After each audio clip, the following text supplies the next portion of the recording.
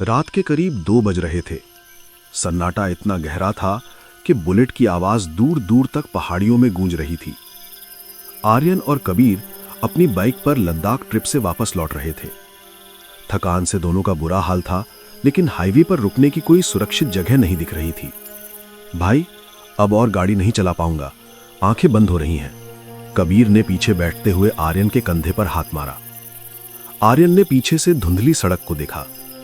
बस थोड़ी देर और, कहीं कोई ढाबा या टपरी मिल जाए तो चाय पीकर थोड़ा दम लेंगे। करीब 10 किलोमीटर बाद घने पेड़ों के झुरमुट के पीछे एक हल्की सी रोशनी टिमटिमाती दिखी। पास पहुंचने पर देखा कि वो एक पुरानी लकड़ी और तिरपाल से बनी चाय की टपरी थी। अजीब बात यह थी कि उस सुनसान जंगल के बीच, जहां मील तक कोई बस्ती नहीं थी, वहां ये दुकान खुली थी। दुकान के सामने एक पुराना बेंच पड़ा था। दुकान के अंदर एक बूढ़ा आदमी सिर झुकाए कोयले की भट्टी सुलगा रहा था। शुक्र है, भगवान ने सुन ली, कबीर ने बाइक खड़ी करते हुए कहा। आर्यन को कुछ अजीब लगा। वहां न तो कोई और ग्राहक था, न ही सड़क पर कोई और गाड़ी। कबीर, जगह थोड़ी अजीब नहीं लग रही? अरे चाय पी और निकल, यहां बसना थोड़ी है, कबीर ने अनसुना कर दिया। जैसे ही वे टपरी पर पहुंचे, वो बूढ़ा आदमी बोला, चाय पीकर निकल जाना, रुकना मत। उसकी आवाज ऐसी थी जैसे सूखी पत्तियां आपस में रगड़ रही हों। आर्यन और कबीर एक दूसरे को देखने लगे। अरे अंकल, 2 चाय, और हां, अदरक वाली। उन्होंने 2 चाय का ऑर्डर दिया। चाय पीते वक्त कबीर को महसूस हुआ कि टपरी के पीछे के जंगलों से कोई उन्हें देख रहा है। उसे पायलों की छन छन और किसी के भारी सांस लेने की आवाज आई। आर्यन, तुझे कुछ सुनाई दिया? कबीर ने फुसफुसाते हुए पूछा। तभी आर्यन की नजर नीचे पड़ी। जमीन पर उनकी परछाइयां तो दिख रही थीं, लेकिन उस बूढ़े आदमी की कोई परछाई नहीं थी। आर्यन का गला सूख गया। उसने देखा कि जो बूढ़ा चाय बना रहा था, उसके हाथ के नाखून इंसानी नहीं बल्कि किसी जानवर की तरह नुकीले और काले थे। कबीर, धीरे से अपनी चाबी उठा और बाइक की तरफ चल, आर्यन ने कांपती आवाज में कहा। जैसे ही वे बाइक की ओर मुड़े, पीछे से एक जोरदार ठहाका सुनाई दिया। वो बूढ़ा आदमी अब टपरी पर नहीं था। टपरी अचानक से खंडहर जैसी दिखने लगी, जैसे वहां सालों से कोई न रहा हो।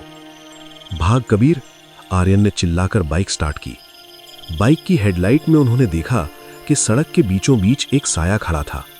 उसके बाल बिखरे हुए थे और चेहरा पूरी तरह से झुलसा हुआ।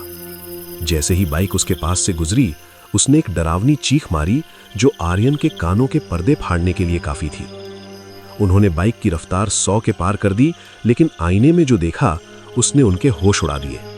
वो साया जमीन पर नहीं चल रहा था, बल्कि हवा में तैरते हुए ठीक बाइक के पीछे पीछे आ रहा था। कभी वो कबीर के कंधे पर हाथ रखने की कोशिश करता, तो कभी हवा में अचानक गायब होकर बाइक के सामने आ जाता। दूर दूर तक कोई घर, कोई लाइट या कोई पेट्रोल पंप नहीं था, सिर्फ काली सड़क और वो खौफनाक आत्मा। बाइक का पेट्रोल भी कम हो रहा था। आर्यन का ध्यान सिर्फ हैंडल पर था। आर्यन, अगर पेट्रोल खत्म हो गया तो? अरे ऐसा मत बोल। तभी आगे 2 रास्ते आए। आर्यन अब और मुसीबत में पड़ गया। अचानक बाइक का टायर स्लिप हुआ और वे सड़क के किनारे गिर पड़े। वो साया ठीक उनके सामने खड़ा हो गया। उसकी आंखों में आग जैसी चमक थी। ये सब देखकर आर्यन और कबीर बेहोश हो गए। जैसे ही उस साये ने अपना हाथ आर्यन की तरफ बढ़ाया, तभी दूर पहाड़ियों के पीछे से एक सुनहरी लकीर दिखाई दी। जैसे ही सूरज की पहली किरण ने उस धुंध को चीरा, वो साया अचानक जलने लगा। उसकी चीख इतनी भयानक थी कि आसपास के पक्षी डर गए। देखते ही देखते वो साया धुएं में बदला और उसी टपरी के खंडहर में समा गया। जब पूरी तरह उजाला हुआ, तो वहां न सड़क थी न टपरी। वे दोनों एक पुरानी ढह चुकी सराय के पास पड़े थे, जो दशकों पहले जल गई थी। वहां एक बोर्ड लगा था, सावधान, रात में यहां रुकना वर्जित है। आर्यन और कबीर सोच में पड़ गए। अरे आर्यन, हमारे पास अभी सोचने का वक्त नहीं है। जब सूरज की रोशनी में वो साया गायब हो गया था, तब आर्यन और कबीर बदहवास होकर पास के गांव की तरफ भागे। भागते भागते उन्हें एक मंदिर मिला, जहां एक पुजारी मंदिर की सफाई कर रहा था। कबीर की नीली पड़ती गर्दन देखकर पुजारी फौरन समझ गया कि ये मौत के मुंह से वापस आए हैं। पुजारी ने कबीर के गले पर पवित्र राख मलते हुए बताया कि तुम जिस टपरी पर रुके थे, वो कोई साधारण दुकान नहीं थी। वो नथुराम की दुकान थी। कबीर ने कहा, नथुराम की दुकान मतलब? बेटा, ये कहानी बहुत डरावनी है। पुजारी जी, हमको इस कहानी के बारे में कुछ बता सकते हो? कबीर ने कहा कि अभी रहने दे आर्यन, नहीं सुननी हमें कहानी। पुजारी जी, बताइए इस कहानी के इस चाय की टपरी पर क्या हुआ था? तो सुनिए। करीब 50 साल पहले ये हाईवे सिर्फ एक कच्चा रास्ता था। रात काफी हो चुकी थी। नथुराम अपनी 10 साल की बेटी मुक्ता के साथ एक छोटी सी झोपड़ी नुमा टपरी चलाता था। नथुराम का चेहरा हमेशा मुस्कान से भरा रहता था और उसकी चाय के चर्चे दूर दराज के गांवों तक थे। बापू, आज बहुत ठंड है, दुकान जल्दी बंद कर दे? मुक्ता ने अपनी छोटी सी शॉल ओढ़ते हुए पूछा।